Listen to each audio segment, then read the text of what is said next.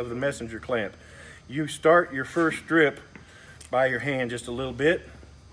You set your cable on one side, your messenger wire on the other of the bail, and then you pull until you get enough to feed to the tap or wherever you're going to on this end.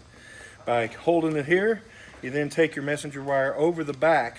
This maintains the bend radius.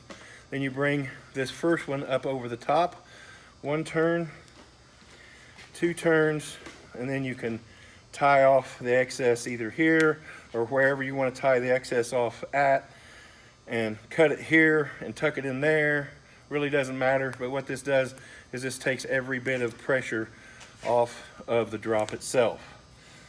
All right, so the whole idea is that you get it good down into that groove on your first wrap, and then your second wrap will go right over top of that, and then you can take it and turn it over that front end. You can go all the way around this front end here. I mean, I don't care what you do with the excess, but you would just want to make a sharp bend to the point where it's not going to come loose.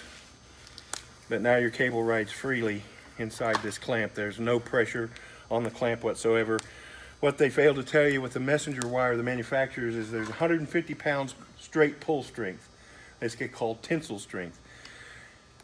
Once you do the 363 wrap or the 242 wrap, you're breaking the bend radius, so you're only down to like 100 pounds of straight tensile strength.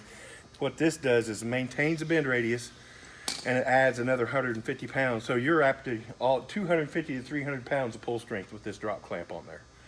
All right.